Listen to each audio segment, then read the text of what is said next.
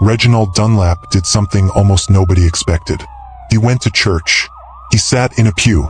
He stayed for the full service. He shook hands. He was seen.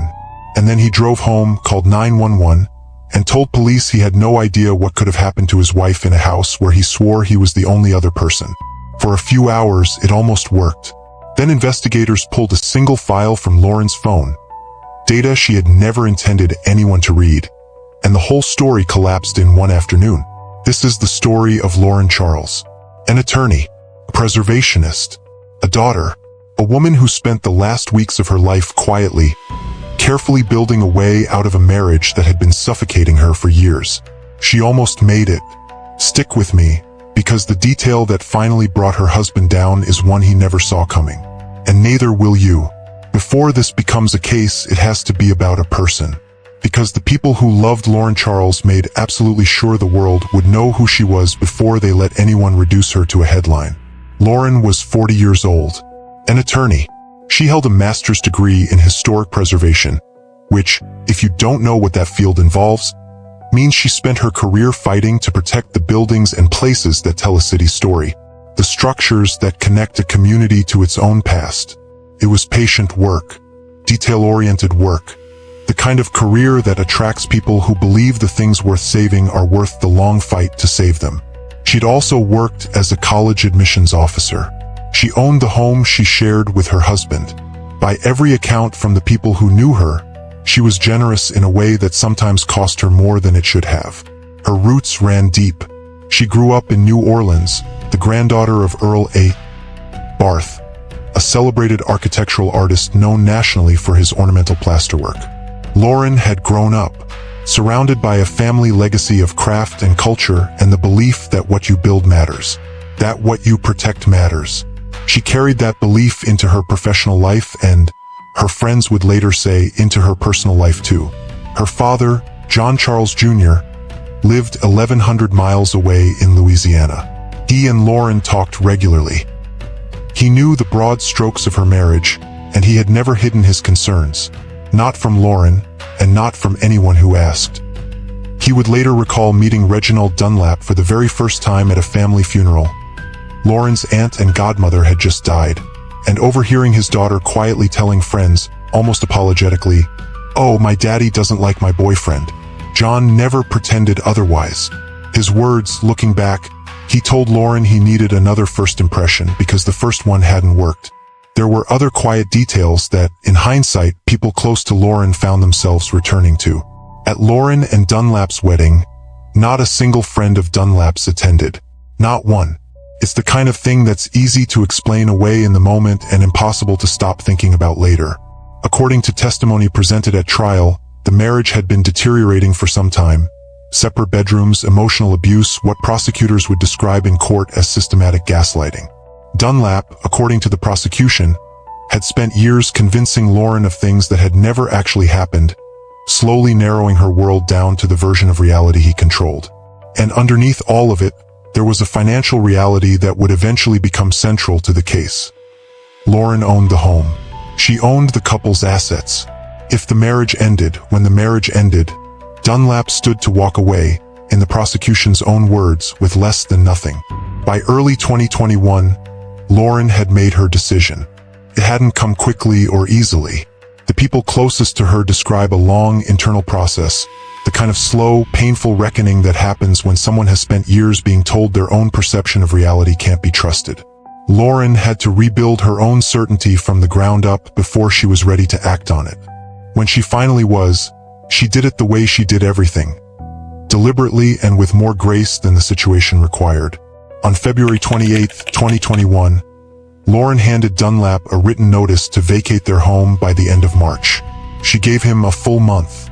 A month she didn't have to give him, in a house she owned outright. Her friends said that was just Lauren. Even at the end of something, she couldn't bring herself to be cruel about it. In the days that followed, she confided in the people she trusted most. Text messages later introduced at trial showed her telling friends, over and over, some variation of the same 4 words, "This has to end." Her father, in Louisiana, knew she was working toward her freedom.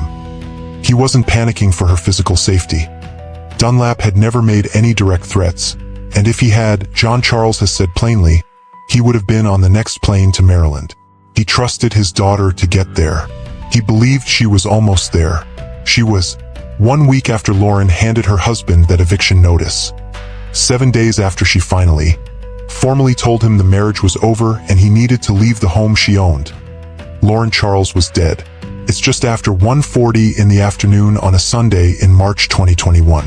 The call comes into Montgomery County's 911 center. A man's voice. He says he just got home from church. He says he found his wife. He says she's not breathing. Within minutes, the street is lined with patrol cars. Inside, officers find Lauren Charles dead on the floor of her own bedroom. The medical examiner would later determine she had been beaten, struck with what's believed to be a decorative Buddha statue kept in the home, an object pulled from the shelf and turned into a murder weapon, and asphyxiated, a pillowcase forced down her throat. The bedroom had been ransacked, drawers pulled, items disturbed, the visual signature of a burglary. Someone, it was meant to look like, had been searching for valuables. But there was no broken window, no forced door, no sign anywhere in that house that someone from outside had come in. Dunlap's account was simple. The last time he'd seen Lauren alive, he said, was around 1 a.m. the night before. The next morning, he told police he ate breakfast, walked the dog, and went to Mass at St. Martin of Tours Catholic Church in Washington, D.C. He was there from roughly 11:45 a.m. to 1 p.m. When he got home, he said he changed clothes, went to check on his wife, and found her already dead. He had no explanation for what had happened. That last part is what detectives kept returning to. He wasn't pointing to a burglar. He wasn't describing chaos he'd stumbled into. He was saying, "It was just us in this house, and I have no idea how this happened." To investigators trained to listen for what people don't say, that's not the language of a man who just discovered a break-in. And there was something else. Something smaller and harder to explain away. There was blood on his hand.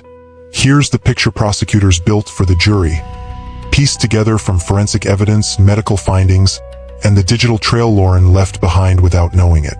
Lauren Charles was killed in the middle of the night. Not Sunday morning. Not while Dunlap was at church, 7 miles away and surrounded by witnesses. The middle of the night, hours before he claims he made breakfast, walked the dog, drove across the city, sat in a pew. After she was dead, prosecutors say, Dunlap poured bleach on her body, an attempt to destroy DNA evidence, to burn away the forensic traces of what had actually happened in that room. Then he staged it, pulled the drawers, scattered things, created the visual impression of a burglary in a house with no sign of a burglar having entered. And then, and this is the part that tells you something about how calculated this was, he went to sleep, or waited, and in the morning he got up, ate breakfast, walked the dog, and drove to church. He built his alibi after the crime was already done. Not in a panic, not scrambling, methodically, one step at a time. Lauren's father, John Charles, would later point to something that has never left him. The very first thing Dunlap said when 911 picked up wasn't "she's hurt" or "please hurry." It was, "I just got back from church." His location, his alibi, before anything else. Before grief, before urgency, before the normal chaos of a person who has just found someone they love dead on the floor. John Charles heard that detail and understood immediately what it meant. So did investigators. They just needed something they could prove. Every staged crime scene has a blind spot, a detail the person planning it never thought to account for, because it wasn't designed to catch anyone. It was just there, doing its job the same way it did every day. Lauren Charles, like millions of people, carried her phone with her constantly. And like most smartphones, Lauren's was quietly logging data in the background: health information, biometric activity, movement patterns. The kind of passive tracking most of us set up once and never think about again. When investigators pulled that data, it didn't match Dunlap's story. It didn't come close. Lauren's activity data showed that her phone, and by extension, Lauren, had gone completely still in the middle of the night. Not Sunday morning. Not during any window that would fit a theory of her being alive while her husband sat in a church across town. Hours earlier. Deep in the night, while the neighborhood was quiet and the street was dark and Dunlap was, by his own account, still in the house. The medical examiner, working from the body alone, couldn't establish an exact time of death. Decomposition and the limits of forensic pathology meant the autopsy couldn't give investigators a precise timestamp. Under normal circumstances, that ambiguity might have been enough to keep Dunlap's story technically viable. But Lauren's own phone had already answered the question the autopsy couldn't. It had logged the exact window when she stopped moving, when her data went flat, when the quiet, continuous background hum of a living person, steps, adjustments, the small involuntary movements of sleep, simply stopped. Dunlap could control where he was seen. He could control what he told police. He could ransack a bedroom and pour bleach on evidence and drive to church and shake hands at the door. What he could not control was a piece of software that had been logging his wife's biometric data every few seconds, with no awareness that it was doing anything more important than tracking her sleep cycle. He planned for human witnesses. He didn't plan for this. Montgomery County detectives had their suspicions from the first hour. The blood on his hand, the missing forced entry, the language of his own statement, which kept circling back to I don't know in ways that sounded less like shock and more like someone who had already decided what he was and wasn't going to say. But suspicion isn't a case. So they built one. They talked to the people who actually knew this marriage from the inside: Lauren's friends, her family, her co-workers. And what they heard systematically dismantled the portrait of a grieving husband. They heard about the separate bedrooms. They heard about the eviction notice. They heard about a relationship that people close to Lauren had quietly worried about for years, some of them tracing their unease all the way back to that first meeting between Dunlap and Lauren's father. They pulled Lauren's text messages, the ones where she'd been telling her closest friends, in the days before she died, "This has to end." Messages that showed a woman actively, deliberately pushing herself toward the exit. Not a woman blindsided by a stranger. A woman who had already decided what came next and was fighting to get there. They looked at the financial picture. Lauren owned everything. Dunlap owned nothing. The eviction notice wasn't just the end of a marriage. It was the end of his access to a life he hadn't built and couldn't sustain without her. And then there was the timeline. The one Lauren's phone had already settled. Reginald Dunlap Jr. was arrested and charged with first-degree murder. He maintained his account. He denied responsibility. And because of pandemic-related court delays, Lauren's family would have to wait nearly 2 full years before anyone sat in that jury box. When the trial finally began in Montgomery County Circuit Court, before Judge Margaret Schweitzer, it lasted about a week. It drew a crowd every single day. Lauren's father said dozens of her friends and co-workers showed up for the testimony, sitting through the medical findings and the forensic details and the clinical language that courts use to describe things that are anything but clinical. The courtroom held around 40 people. It was full. John Charles testified first, as the prosecution's opening witness. He was only on the stand for a few minutes, just long enough to identify Reginald Dunlap to the jury as his daughter's husband. But his presence set the tone for everything that followed, because there was nothing ambiguous about a father sitting in that chair, looking at that man and saying, "I know exactly who this is."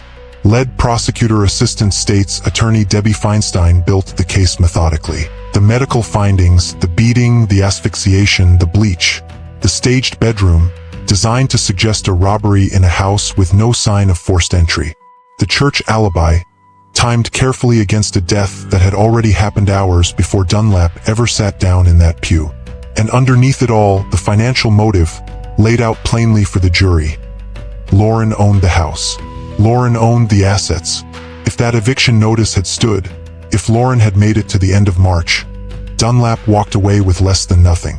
The defense's position was, essentially, the same position Dunlap had held from the first minute of the first police interview. He wasn't responsible.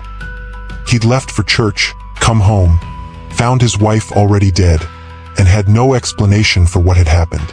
It's a hard thing to build a defense around when the prosecution has a digital record directly contradicting your timeline. When the victim's own phone has already answered the question of when she died, and the answer puts her death squarely in a window when her husband was the only other person in the house. The jury deliberated for approximately 5 hours.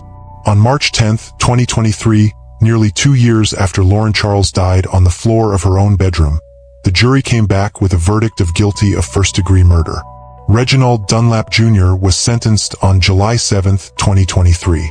Judge Margaret Schweitzer handed down life in prison, with all but 55 years suspended, followed by 5 years of supervised probation upon any future release. Lauren's father and her friends packed the courtroom again. The same people who had shown up every day of the trial showed up for this too, because Lauren deserved witnesses. She had always deserved witnesses. Outside the courthouse, John Charles spoke about his daughter. He called Dunlap a predator. He said he had nothing inside of him but evil. And then he said the thing that has stayed with everyone who covered this case, the line that cuts the deepest because of how true it is and how wrong it makes everything that happened. He said Dunlap had killed the only person that actually loved him. Sit with that for a moment. Lauren Charles was doing everything right. She wasn't reckless. She wasn't ignoring warning signs. She was being careful and deliberate and even generous, giving a man who had hurt her a full month to find somewhere else to live in a house she owned because that was the kind of person she was. Assistant State's Attorney Feinstein said it most simply after the verdict came in. Lauren was almost there. Almost out. Almost free. Almost safe. She ran out of time by 1 week. Lauren Charles spent her career preserving the things worth saving. Buildings that held a community's memory. Structures that connected people to their own history. Patient work. Detail work. The belief that what you protect matters. In the end, it was the smallest kind of record-keeping that helped deliver justice for her. A phone in a nightstand. A background process logging data nobody ever looks at. A timestamp that had no idea it was about to become the most important piece of evidence in a murder trial. Dunlap planned for human witnesses. He built an alibi designed to survive scrutiny from neighbors, from churchgoers, from anyone who might have seen him that Sunday morning. What he didn't plan for was a file that had been quietly, faithfully, indifferently logging his wife's last hours. Not to catch him, not to protect her, just because that's what it was designed to do. He could control a lot of things. He couldn't control that. If anything in Lauren's story sounded familiar, the slow isolation, the gaslighting, the gradual narrowing of someone's world down to what their partner allows. Please reach out to the National Domestic Violence Hotline at 1-800-799-7233 or contact your local Family Justice Center. You don't have to have all the answers today. You don't have to leave today, but you deserve support and it's there. John Charles has said publicly that the best thing you can do for someone you suspect is in an abusive relationship isn't to pressure them to leave immediately. People being controlled often dig in harder when pushed. What helps is wrapping support around them, staying close, letting them know there's somewhere to land when they're ready. Lauren was getting there on her own terms. She just needed a little more time. Before you go, as health data, smartwatches, and passive phone tracking become more central to cases like this one, do you think it's getting harder to stage a crime scene and survive it? Or will there always be a blind spot someone finds? Drop your thoughts in the comments. And if you want more cases where the truth was hiding somewhere nobody thought to look, make sure you're subscribed. There's a lot more where this came from.